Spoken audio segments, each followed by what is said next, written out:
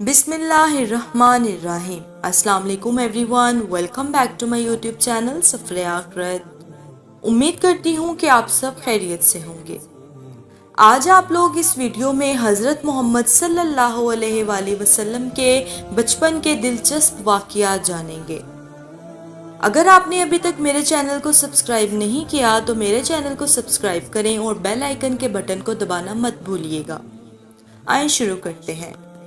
حلیمہ سعدیہ رضی اللہ عنہ فرماتی ہیں کہ میں پریشانی کی حالت میں مکہ پہنچی۔ آپ صلی اللہ علیہ وآلہ وسلم کے دادا عبد المطلب کے پاس پہنچتے ہی میں نے کہا، میں آج رات محمد صلی اللہ علیہ وآلہ وسلم کو لے کر آ رہی تھی کہ جب میں بلائی علاقے میں پہنچی تو وہ اچانک کہیں گم ہو گئے۔ اب خدا کی قسم میں نہیں جانتی کہ وہ کہاں ہیں۔ عبد المطلب یہ سن کر فوراً کعبہ کے پاس کھڑے ہو گئے۔ انہوں نے آپ صلی اللہ علیہ وآلہ وسلم کے مل جانے کے لیے دعا کی، پھر آپ صلی اللہ علیہ وآلہ وسلم کی تلاش میں روانہ ہو گئے۔ ان کے ساتھ ورقہ بن نوفل بھی تھے۔ غرض دونوں تلاش کرتے کرتے تہامہ کی وادی میں پہنچے۔ ایک درخت کے نیچے انہیں ایک لڑکا کھڑا نظر آیا۔ اس درخت کی شاخیں بہت گھنی تھیں۔ عبد المطلب نے پوچھا، لڑکے تم کون ہو؟ حضور اکرم صلی اللہ علیہ وآلہ وسلم چونکہ اس وقت تک قد نکال چکے تھے، اس لیے عبد المطلب پہچان نہ سکے۔ آپ صلی اللہ علیہ وآلہ وسلم کا قد تیزی سے بڑھ رہا تھا۔ جواب میں آپ صلی اللہ علیہ وآلہ وسلم نے فرمایا، میں محمد بن عبداللہ بن عبد المطلب ہوں۔ یہ سن کر عبد المطلب بولے، تم پر میری جان قربان، میں ہی تمہارا دادا عبد المطلب ہوں۔ پھر انہوں نے آپ صلی اللہ علیہ وآلہ وسلم کو اٹھا کر سینے سے لگایا اور رونے لگے۔ آپ صلی اللہ علیہ وآلہ وسلم کو گھوڑے پر اپنے آگے بٹھایا اور مکہ کی طرف چل دیے۔ گھر آ کر انہوں نے بکریاں اور گائیں وغیرہ ذبح کی اور مکے والوں کی دعوت کی۔ آپ صلی اللہ علیہ وآلہ وسلم کے مل جانے کے بعد حضرت حلیمہ سعدیہ رضی اللہ عنہ حضرت آمینہ رضی اللہ عنہ کے پاس آئیں تو انہوں نے پوچھا کہ حلیمہ، اب آپ بچے کو کیوں لے آئی ہیں؟ آپ کی تو خواہش یہ تھی کہ یہ ابھی آپ کے پاس اور رہیں۔ انہوں نے جواب دیا، یہ اب بڑے ہو گئے ہیں اور اللہ کی قسم میں اپنی ذمہ داری پوری کر چکی ہوں۔ میں خوف محسوس کرتی رہتی ہوں کہیں انہیں کوئی حادثہ نہ پیش آ جائے، لہٰذا انہیں آپ کے سپرد کرتی ہوں۔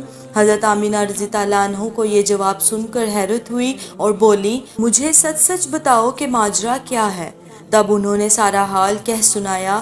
حلیمہ سعدیہ رضی اللہ عنہ نے دراصل کئی عجیب و غریب واقعات دیکھے تھے۔ ان واقعات کی وجہ سے وہ بہت پریشان ہو گئی تھی۔ پھر سینہ مبارک چاک کیے جانے والا واقعہ پیش آیا تو وہ آپ کو فوری طور پر واپس کرنے پر مجبور ہو گئیں۔ وہ چند واقعات حضرت حلیمہ سعدیہ اس طرح بیان کرتی ہیں، ایک مرتبہ یہودیوں کی ایک جماعت میرے پاس سے گزری۔ یہ لوگ آسمانی کتاب توریت کے ماننے والے تھے۔ میں نے ان سے کہا، کیا آپ لوگ میرے اس بیٹے کے بارے میں کچھ بتا سکتے ہیں؟ ساتھ ہی میں نے انہیں حضور اکرم صلی اللہ علیہ وآلہ وسلم کی پیدائش کے بارے میں تفصیلات سنائیں۔ یہودی تفصیلات سن کر آپس میں کہنے لگے، اس بچے کو قتل کر دینا چاہیے۔ یہ کہہ کر انہوں نے پوچھا کہ کیا یہ بچہ یتیم ہے؟ میں نے ان کی بات سن لی تھی کہ وہ ان کے قتل کا ارادہ کر رہے ہیں، سو میں نے جلدی سے اپنے شوہر کی طرف اشارہ کرتے ہوئے کہا، نہیں، یہ رہے اس بچے کے باپ۔ تب انہوں نے کہا کہ اگر یہ بچہ یتیم ہوتا تو ہم اسے ضرور قتل کر دیتے۔ یہ بات انہوں نے اس لیے کہی کہ انہوں نے پرانی کتابوں میں پڑھ رکھا تھا کہ ایک آخری نبی آنے والے ہیں، ان کا دین سارے عالم میں پھیل جائے گا، ہر طرف ان کا بول بالا ہوگا، ان کی پیدائش اور بچپن کی یہ علامات ہوں گی اور یہ کہ وہ یتیم ہوں گے۔ اب چونکہ حلیمہ سعدیہ رضی اللہ عنہا نے ان سے یہ کہہ دیا کہ یہ بچہ یتیم نہیں ہے تو انہوں نے خیال کر لیا کہ یہ وہ بچہ نہیں ہے۔ اس طرح انہوں نے بچے کو قتل کرنے کا ارادہ ترک کر دیا۔ اسی طرح ان کے ساتھ ایک اور واقعہ یہ پیش آیا کہ ایک مرتبہ وہ آپ صلی اللہ علیہ وآلہ وسلم کو ایک میلے میں لے آئیں۔ جاہلیت کے دور میں یہاں بہت مشہور میلہ لگتا تھا۔ یہ میلہ طائف اور نخلا کے درمیان میں لگتا تھا۔ عرب کے لوگ حج کرنے آتے تو شوال کا مہینہ اس میلے میں گزارتے، کھیلتے کودتے اور اپنی بڑائیاں بیان کرتے۔ حلیمہ سعدیہ رضی اللہ عنہا آپ صلی اللہ علیہ وآلہ وسلم کو لیے بازار میں گھوم رہی تھی کہ ایک کاہن کی نظر آپ صلی اللہ علیہ وآلہ وسلم پر پڑی۔ اسے آپ صلی اللہ علیہ وآلہ وسلم میں نبوت کی تمام علامات نظر آ گئیں۔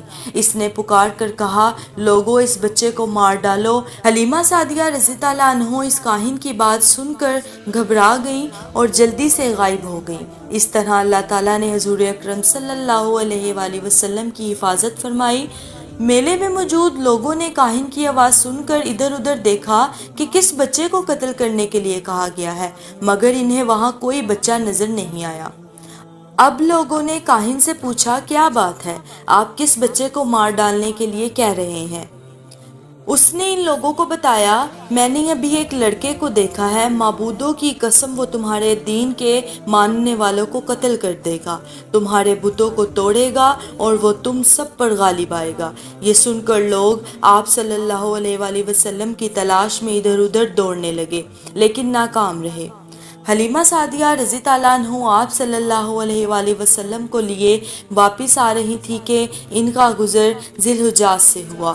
یہاں بھی میلہ لگا ہوا تھا۔ اس بازار میں ایک نجومی تھا، لوگ اس کے پاس اپنے بچوں کو لے کر آتے تھے، وہ بچوں کو دیکھ کر ان کی قسمت کے بارے میں اندازے لگاتا تھا۔ حلیمہ سعدیہ رضی اللہ عنہ اس کے نزدیک سے گزری تو نجومی کی نظر رسول پاک صلی اللہ علیہ وآلہ وسلم پر پڑی۔ نجومی کو آپ صلی اللہ علیہ وآلہ وسلم کی مہر نبوت نظر آ گئی، ساتھ ہی آپ صلی اللہ علیہ وآلہ وسلم کی آنکھوں کی خاص سرخی اس نے دیکھ لی۔ وہ چلا اٹھا، اے عرب کے لوگوں، اس بچے کو قتل کر دو، یہ یقیناً تمہارے دین کے ماننے والوں کو قتل کر دے گا، تمہارے تمام بتوں کو توڑے گا اور تم پر غالب آ جائے گا۔ یہ کہتے ہوئے وہ آپ صلی اللہ علیہ وآلہ وسلم کی طرف جھپٹا، لیکن اسی وقت وہ پاگل ہو گیا اور اسی پاگل پن میں مر گیا۔ ایک اور واقعہ سیرت ابن ہشام میں ہے کہ حبشہ کے عیسائیوں کی ایک جماعت رسول پاک صلی اللہ علیہ وآلہ وسلم کے پاس سے گزری۔ اس وقت آپ صلی اللہ علیہ وآلہ وسلم حلیمہ سعدیہ کے ساتھ تھے اور وہ آپ کو آپ کی والدہ کے حوالے کرنے جا رہی تھی۔ ان عیسائیوں نے آپ صلی اللہ علیہ وآلہ وسلم کی مونڈھوں کے درمیان مہر نبوت کو دیکھا اور آپ صلی اللہ علیہ وآلہ وسلم کی آنکھوں کی سرخی کو دیکھا۔ انہوں نے حلیمہ سعدیہ سے پوچھا کہ کیا اس بچے کی آنکھوں میں کوئی تکلیف ہے؟ انہوں نے جواب دیا، نہیں، کوئی تکلیف نہیں، یہ سرخی تو ان کی آنکھوں میں قدرتی ہے۔ ان عیسائیوں نے کہا، تب اس بچے کو ہمارے حوالے کر دو، ہم اسے اپنے ملک لے جائیں گے، یہ بچہ پیغمبر اور بڑی شان والا ہے، ہم اس کے بارے میں سب کچھ جانتے ہیں۔ حلیمہ سعدیہ یہ سب سنتے ہی وہاں سے جلدی سے دور چلی گئیں، یہاں تک کہ آپ صلی اللہ علیہ وآلہ وسلم کو آپ صلی اللہ علیہ وآلہ وسلم کی والدہ کے پاس پہنچا دیا۔ ان واقعات میں جو سب سے اہم واقعہ ہے وہ سینہ مبارک چاک کرنے والا تھا۔ روایات سے یہ بات ثابت ہے کہ آپ صلی اللہ علیہ وآلہ وسلم کے سینہ مبارک پر سلائی کے نشانات موجود تھے، جیسا کہ آج کل ڈاکٹر حضرات آپریشن کے بعد ٹانکے لگاتے ہیں، ٹانکے کھول دیے جانے کے بعد بھی سلائی کے نشانات موجود رہتے ہیں۔ اس واقعے کے بعد حلیمہ سعدیہ اور ان کے خاوند نے فیصلہ کیا کہ اب بچے کو اپنے پاس نہیں رکھنا چاہیے۔ جب حضرت حلیمہ سعدیہ نے آپ صلی اللہ علیہ وآلہ وسلم کو حضرت آمنہ کے حوالے کیا، اس وقت آپ صلی اللہ علیہ وآلہ وسلم کی عمر مبارک 4 سال تھی۔ ایک روایت یہ ملتی ہے کہ اس وقت آپ کی عمر 5 سال تھی، ایک تیسری روایت کے مطابق آپ صلی اللہ علیہ وآلہ وسلم کی عمر مبارک 6 سال ہو چکی تھی۔ جب حلیمہ سعدیہ نے آپ صلی اللہ علیہ وآلہ وسلم کو حضرت آمنہ رضی اللہ عنہ کے حوالے کیا تو اس کے کچھ دنوں بعد ہی حضرت آمنہ انتقال کر گئی۔ والدہ کا سایہ بھی آپ صلی اللہ علیہ وآلہ وسلم کے سر سے اٹھ گیا۔ حضرت آمنہ کی وفات مکہ اور مدینہ کے درمیان ابوا کے مقام پر ہوئی، آپ کو یہیں دفن کیا گیا۔ ہوا یہ کہ آپ صلی اللہ علیہ وآلہ وسلم کی والدہ آپ کو لے کر اپنے میکے مدینہ منورہ گئیں۔ آپ صلی اللہ علیہ وآلہ وسلم کے ساتھ ایمن بھی تھی۔ ایمن کہتی ہیں کہ ایک دن مدینہ کے 2 یہودی میرے پاس آئے اور بولے، ذرا محمد کو ہمارے پاس لاؤ، ہم انہیں دیکھنا چاہتے ہیں۔ وہ آپ صلی اللہ علیہ وآلہ وسلم کو ان کے پاس لے آئیں، انہوں نے اچھی طرح دیکھا، پھر ایک نے اپنے ساتھی سے کہا، یہ اس امت کا نبی ہے اور یہ شہر ان کی ہجرت گاہ ہے۔ یہاں زبردست جنگ ہوگی، قیدی پکڑے جائیں گے، اور آپ صلی اللہ علیہ وآلہ وسلم کی والدہ کو یہودیوں کی اس بات کا پتہ چلا تو آپ ڈر گئیں اور آپ صلی اللہ علیہ وآلہ وسلم کو لے کر مکہ کی طرف روانہ ہو گئیں، مگر راستے ہی میں ابوا کے مقام پر وفات ہو گئی۔ حضرت آمینہ کے انتقال کے 5 دن بعد ام ایمن آپ صلی اللہ علیہ وآلہ وسلم کو لے کر مکہ پہنچی۔ آپ صلی اللہ علیہ وآلہ وسلم کو عبد المطلب کے حوالے کیا۔ آپ صلی اللہ علیہ وآلہ وسلم کے یتیم ہو جانے کا انہیں اتنا صدمہ تھا کہ اپنے بیٹے کی وفات پر بھی اتنا صدمہ نہیں ہوا تھا۔ عبد المطلب کے لیے کعبہ کے سائے میں قالین بچھایا جاتا تھا، وہ اس پر بیٹھا کرتے تھے۔ ان کا احترام اس قدر تھا کہ کوئی اور اس قالین پر بیٹھتا نہیں تھا، چنانچہ ان کے بیٹے اور قریش کے سردار اس قالین کے چاروں طرف بیٹھتے تھے، لیکن رسول پاک صلی اللہ علیہ وآلہ وسلم وہاں تشریف لاتے تو سیدھے اس قالین پر جا بیٹھتے۔ اس وقت آپ صلی اللہ علیہ وآلہ وسلم ایک تندرست لڑکے تھے۔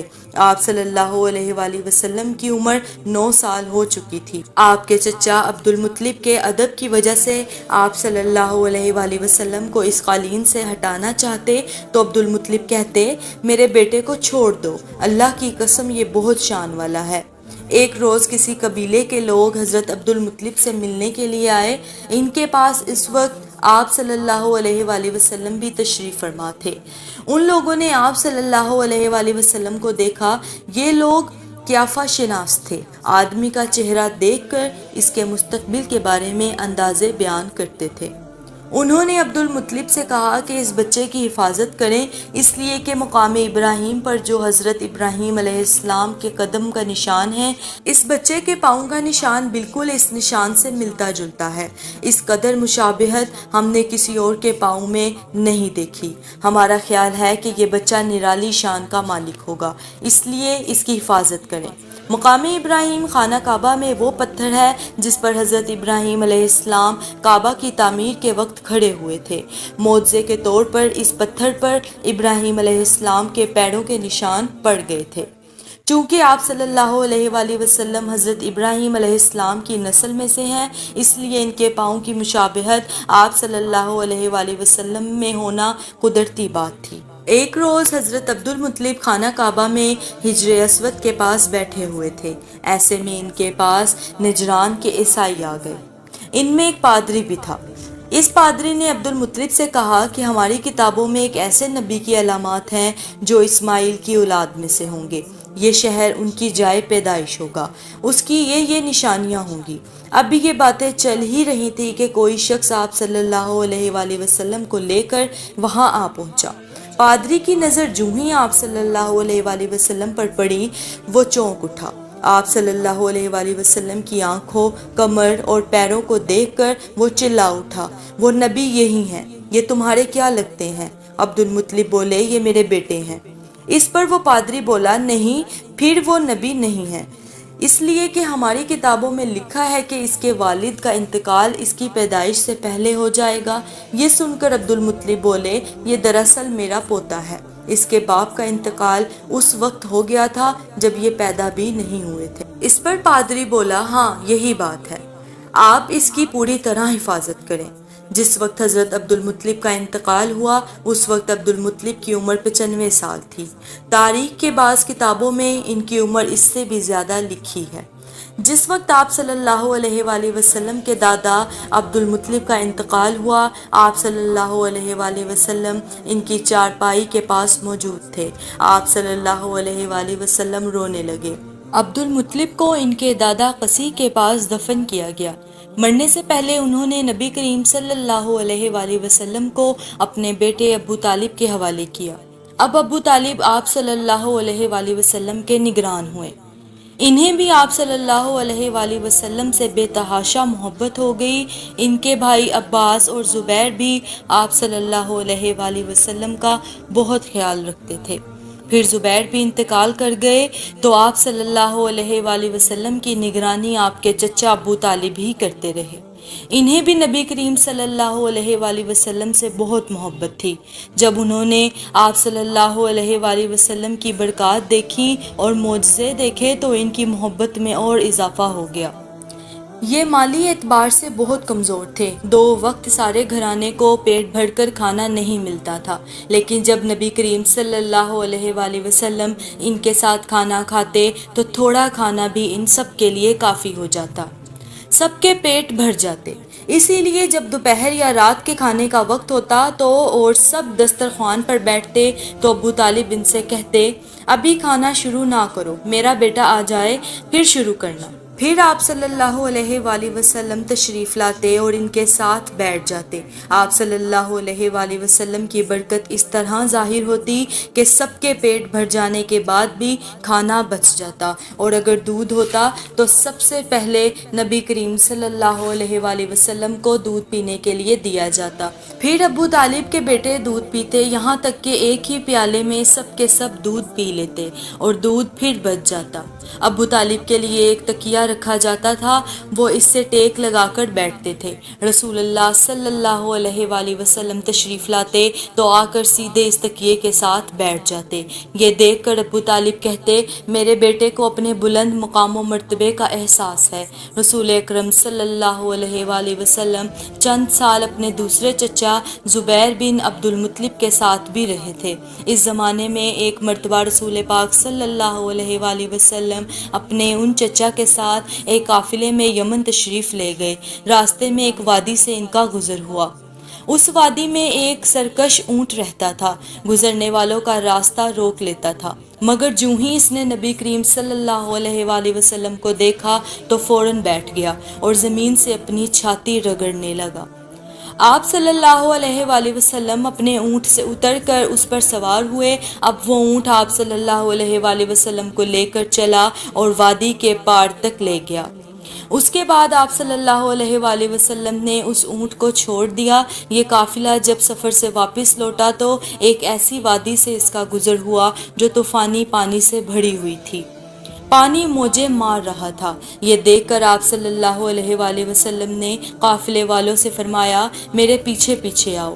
پھر آپ صلی اللہ علیہ وآلہ وسلم اطمینان سے اس وادی میں داخل ہو گئے، باقی لوگ بھی آپ صلی اللہ علیہ وآلہ وسلم کے پیچھے تھے۔ اللہ تعالیٰ نے اپنی قدرت سے پانی خشک کر دیا اور آپ صلی اللہ علیہ وآلہ وسلم پورے قافلے کو لیے پار ہو گئے۔ قافلہ مکہ پہنچا تو لوگوں نے یہ حیرت ناک واقعات بیان کیے۔ لوگ سن کر بول اٹھے، اس لڑکے کی تو شان ہی نرالی ہے۔ ایک بار ابو طالب نے تجارت کی غرض سے شام جانے کا ارادہ کیا۔ نبی کریم صلی اللہ علیہ وآلہ وسلم نے بھی ان کے ساتھ جانے کا شوق ظاہر کیا۔ بعض روایات میں آیا ہے کہ آپ صلی اللہ علیہ وآلہ وسلم نے جانے کے لیے خاص طور پر فرمائش کی۔ ابو طالب نے آپ صلی اللہ علیہ وآلہ وسلم کا شوق دیکھ کر کہا، اللہ کی قسم میں اسے ساتھ ضرور لے جاؤں گا، نہ یہ کبھی مجھ سے جدا ہو سکتا ہے اور نہ ہی میں اسے کبھی اپنے سے جدا کر سکتا ہوں۔ ایک روایت میں یوں آیا ہے کہ آپ صلی اللہ علیہ وآلہ وسلم نے ابو طالب کی اونٹنی کی لگام پکڑ لی اور فرمایا، چچا جان، آپ مجھے کس کے پاس چھوڑ کے جا رہے ہیں؟ میری ماں نہیں ہے اور نہ ہی باپ ہے۔ اس وقت آپ صلی اللہ علیہ وآلہ وسلم کی عمر مبارک 9 سال تھی۔ آخر ابو طالب آپ صلی اللہ علیہ وآلہ وسلم کو ساتھ لے کر روانہ ہوئے۔ آپ صلی اللہ علیہ وآلہ وسلم کو اپنی اونٹنی پر بٹھایا۔ راستے میں عیسائیوں کی ایک عبادت گاہ کے پاس ٹھہرے۔ خانقاہ کے راہب نے نبی کریم صلی اللہ علیہ وآلہ وسلم کو دیکھا تو چونک اٹھا۔ اس نے ابو طالب سے پوچھا، یہ لڑکا تمہارا کون ہے؟ انہوں نے جواب دیا، یہ میرا بیٹا ہے۔ یہ سن کر راہب نے کہا، یہ تمہارا بیٹا نہیں ہو سکتا۔ یہ سن کر ابو طالب بہت حیران ہوئے اور بولے، کیا مطلب؟ یہ کیوں میرا بیٹا نہیں ہو سکتا؟ اس نے کہا، یہ ممکن ہی نہیں کہ اس لڑکے کا باپ زندہ ہو، یہ نبی ہے۔ مطلب یہ تھا کہ ان میں جو نشانیاں ہیں وہ دنیا کے آخری نبی کی ہیں، اور ان کی ایک علامت یہ بھی ہے کہ وہ یتیم ہوں گے۔ ان کے باپ کا انتقال اسی زمانے میں ہو جائے گا جبکہ وہ ابھی پیدا ہونے والے ہوں گے۔ اس لڑکے میں آنے والے نبی کی تمام علامات موجود ہیں۔ ان کی ایک نشانی یہ ہے کہ بچپن میں ان کی والدہ کا بھی انتقال ہو جائے گا۔ اور ابو طالب سے کہا کہ تم یہودیوں سے نبی کریم صلی اللہ علیہ وآلہ وسلم کی حفاظت کرنا۔ اس کے بعد یہ قافلہ روانہ ہو کر بصرہ پہنچا۔ بحیرہ نام کا ایک راہب اپنی خانقاہ میں رہتا تھا۔ اس کا اصل نام جرجیس تھا، بحیرہ اس کا لقب تھا۔ وہ بہت زبردست عالم تھا۔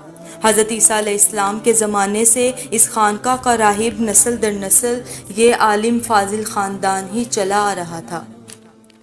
اس طرح اس زمانے میں ان کا سب سے بڑا عالم بحیرہ ہی تھا۔ قریش کے لوگ اکثر بحیرہ کے پاس سے گزرا کرتے تھے، مگر اس نے کبھی ان سے کوئی بات نہ کی۔ مگر اس بار اس نے قافلے میں آپ کو دیکھ لیا تو پورے قافلے کے لیے کھانا تیار کروایا۔ بحیرہ نے یہ منظر بھی دیکھا کہ نبی کریم صلی اللہ علیہ وآلہ وسلم پر ایک بدلی سایہ کیے ہوئے تھی۔ جب یہ قافلہ ایک درخت کے نیچے آ کر ٹھہرا تو اس نے بدلی کی طرف دیکھا۔ وہ اب اس درخت پر سایہ ڈال رہی تھی اور اس درخت کی شاخیں اس طرف جھک گئی تھیں جدھر نبی کریم صلی اللہ علیہ وآلہ وسلم موجود تھے۔ اس نے دیکھا بہت سی شاخوں نے آپ صلی اللہ علیہ وآلہ وسلم کے اوپر جمگھٹا سا کر لیا ہے۔ اصل میں ہوا یہ تھا کہ جب نبی کریم صلی اللہ علیہ وآلہ وسلم اس درخت کے پاس پہنچے تو قافلے کے لوگ پہلے ہی سایہ دار جگہ پر قبضہ کر چکے تھے۔ اب آپ صلی اللہ علیہ وآلہ وسلم کے لیے کوئی سایہ دار جگہ نہیں بچی تھی۔ چنانچہ آپ صلی اللہ علیہ وآلہ وسلم جب دھوپ میں بیٹھے تو شاخوں نے اپنا رخ تبدیل کر لیا اور آپ صلی اللہ علیہ وآلہ وسلم کے اوپر جمع ہو گئیں۔ اس طرح آپ صلی اللہ علیہ وآلہ وسلم مکمل طور پر سائے میں ہو گئے۔ بحیرہ نے یہ منظر دیکھا تھا۔ آپ صلی اللہ علیہ وآلہ وسلم کی نشانی دیکھ کر اس نے قافلے والوں کو پیغام بھیجوایا، اے قریشیوں، میں نے آپ لوگوں کے لیے کھانا تیار کروایا ہے۔ میری خواہش ہے کہ آپ تمام لوگ کھانا کھانے آئیں، یعنی بچے، بوڑھے اور غلام سب آئیں۔ بحیرہ کا یہ پیغام سن کر قافلے میں سے ایک نے کہا، اے بحیرہ، آج تو آپ نیا کام کر رہے ہیں۔ ہم تو اکثر اس راستے سے گزرتے ہیں، آپ نے کبھی دعوت کا انتظام نہیں کیا، پھر آج کیا بات ہے؟ بحیرہ نے انہیں صرف اتنا جواب دیا، تم نے ٹھیک کہا، لیکن بس آپ لوگ مہمان ہیں اور مہمان نوازی کرنا اچھی بات ہے۔ اس طرح تمام لوگ بحیرہ کے پاس پہنچ گئے، لیکن رسول پاک صلی اللہ علیہ وآلہ وسلم ان کے ساتھ نہیں تھے۔ انہیں پڑاؤ میں ہی چھوڑ دیا گیا تھا۔ آپ صلی اللہ علیہ وآلہ وسلم کو قافلے کے ساتھ اس لیے نہیں لے جایا گیا تھا کہ آپ کم عمر تھے۔ آپ صلی اللہ علیہ وآلہ وسلم وہیں درخت کے پیچھے بیٹھ گئے۔ ادھر بحیرہ نے لوگوں کو دیکھا اور ان میں سے کسی میں اسے وہ صفت نظر نہ آئی جو آخری نبی کے بارے میں اسے معلوم تھی، نہ ان میں سے کسی پر وہ بدلی نظر آئی، بلکہ اس نے عجیب بات دیکھی کہ وہ بدلی وہیں پڑاؤ کی جگہ پر ہی رہ گئی ہے۔ اس کا صاف مطلب یہ تھا کہ بدلی وہی ہیں جہاں اللہ کے رسول ہیں۔ تب اس نے کہا، اے قریش کے لوگوں، میری دعوت سے آپ میں سے کوئی بھی پیچھے نہیں رہنا چاہیے۔ اس پر قریش کے لوگوں نے کہا، اے بحیرہ، جن لوگوں کو آپ کی اس دعوت میں لانا ضروری تھا ان میں سے کوئی بھی باقی نہیں رہا، ہاں ایک لڑکا رہ گیا ہے، وہ جو سب سے کم عمر ہے۔ بحیرہ بولا، تب پھر مہربانی فرما کر اسے بھی بلا لیں، یہ کس قدر بری بات ہے، آپ سب آئیں اور آپ میں سے ایک رہ جائے، اور میں نے اسے آپ لوگوں کے ساتھ دیکھا تھا۔ تب ایک شخص گیا اور آپ صلی اللہ علیہ وآلہ وسلم کو ساتھ لے کر بحیرہ کی طرف روانہ ہوا۔ اس وقت وہ بدلی آپ صلی اللہ علیہ وآلہ وسلم کے ساتھ ساتھ چلی اور تمام راستے اس نے آپ پر سایہ کیے رکھا۔ بحیرہ نے یہ منظر دیکھا، اب وہ آپ صلی اللہ علیہ وآلہ وسلم کو اور زیادہ غور سے دیکھ رہا تھا، اور آپ صلی اللہ علیہ وآلہ وسلم کے جسم مبارک میں وہ علامات تلاش کر رہا تھا جو ان کی کتابوں میں درج تھیں۔ جب لوگ کھانا کھا چکے اور ادھر ادھر ہو گئے، تب بحیرہ نے آپ صلی اللہ علیہ وآلہ وسلم کے پاس آ کر پوچھا، میں لات اور عزی کے نام پر آپ سے چند باتیں پوچھنا چاہتا ہوں، جو میں پوچھوں آپ مجھے بتائیں۔ اس کی بات سن کر آپ صلی اللہ علیہ وآلہ وسلم نے فرمایا، لات اور عزی بتوں کے نام پر مجھ سے کچھ نہ پوچھو، اللہ کی قسم مجھے سب سے زیادہ نفرت انہی سے ہے۔ اب بحیرہ بولا، اچھا تو پھر اللہ کے نام پر بتا دیں جو میں آپ سے پوچھنا چاہتا ہوں۔ تو آپ صلی اللہ علیہ وآلہ وسلم نے فرمایا، پوچھو کیا پوچھنا ہے۔ اس نے بہت سے سوالات کیے، آپ صلی اللہ علیہ وآلہ وسلم کی عادات کے بارے میں پوچھا۔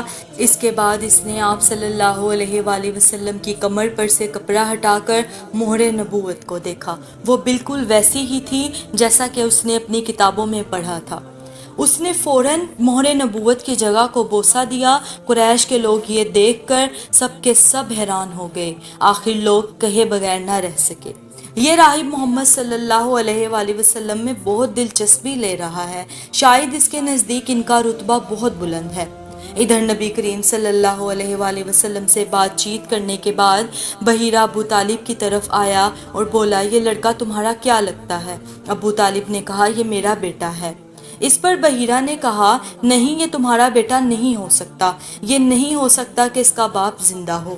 ابو طالب یہ سن کر حیران ہوئے، پھر انہوں نے کہا کہ یہ میرے بھائی عبداللہ کا بیٹا ہے۔ یہ سن کر بحیرہ بولا ہاں یہ بات صحیح ہے، اور ان کی والدہ کا کیا ہوا؟ تو ابو طالب نے جواب دیا کہ ان کا ابھی تھوڑے عرصے پہلے ہی انتقال ہو گیا ہے۔ یہ سنتے ہی بحیرہ بولا بالکل ٹھیک کہا، اب تم یوں کرو کہ اپنے بھتیجے کو واپس اپنے وطن لے جاؤ، یہودیوں سے ان کی پوری طرح حفاظت کرو، اگر انہوں نے انہیں دیکھ لیا اور ان میں وہ نشانیاں دیکھ لی جو میں نے دیکھی ہیں تو وہ انہیں قتل کر دیں گے۔ تمہارا یہ بھتیجا نبی ہے، اس کی شان بہت نرالی ہے۔ میں نے یہ نصیحت کر کے اپنا فرض پورا کر دیا ہے اور انہیں واپس لے جانا تمہاری ذمہ داری ہے۔ ابو طالب بحیرہ کی باتیں سن کر بہت خوفزدہ ہو گئے اور آپ صلی اللہ علیہ وآلہ وسلم کو لے کر مکہ واپس روانہ ہو گئے۔ جاہلیت کے زمانے میں عرب جن برائیوں میں جکڑے ہوئے تھے، ان برائیوں سے بھی اللہ تعالیٰ نے آپ صلی اللہ علیہ وآلہ وسلم کی حفاظت فرمائی۔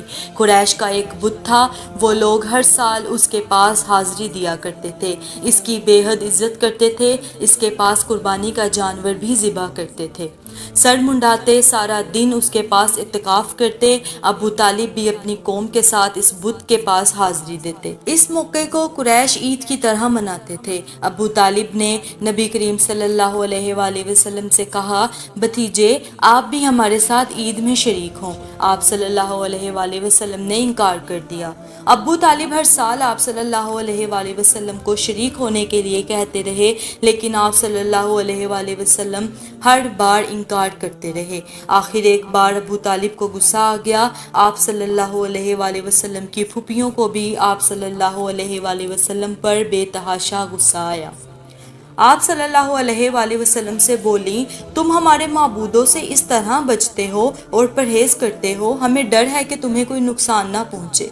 انہوں نے یہ بھی کہا محمد آخر تم عید میں شریک کیوں نہیں ہوتے؟ ان باتوں سے تنگ آ کر آپ صلی اللہ علیہ وآلہ وسلم ان کے پاس سے اٹھ کر کہیں دور چلے گئے۔